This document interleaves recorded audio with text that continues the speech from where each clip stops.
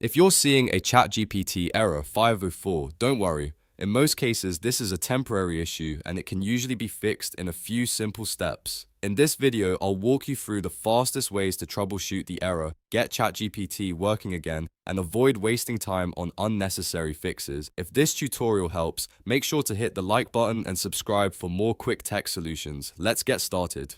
First, the most important fix is to wait and try again. A 504 error often happens when the service is overloaded or temporarily unavailable, so the simplest solution is sometimes the best one.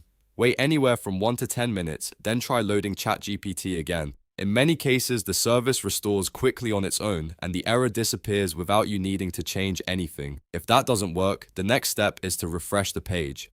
On your keyboard, press Ctrl and R to reload ChatGPT.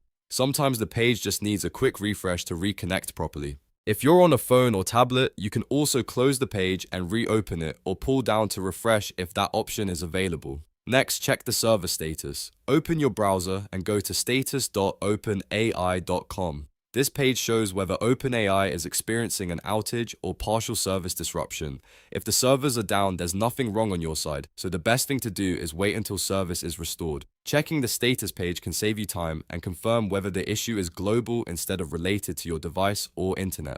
Another helpful fix is to start a new chat. Click New Chat and see if the error still appears. Sometimes the current session gets stuck or affected, and beginning a fresh conversation can resolve the problem right away. This is especially useful if one specific chat thread is loading incorrectly while everything else seems normal. Now let's check your internet connection. A weak or unstable connection can trigger error 504 messages, especially if your network keeps dropping in and out. Try switching from Wi-Fi to a mobile hotspot, or from hotspot back to Wi-Fi, depending on what you're using. You can also restart your router to give your connection a clean reset. After that, reload ChatGPT and test it again. If you're using a VPN, disable it temporarily.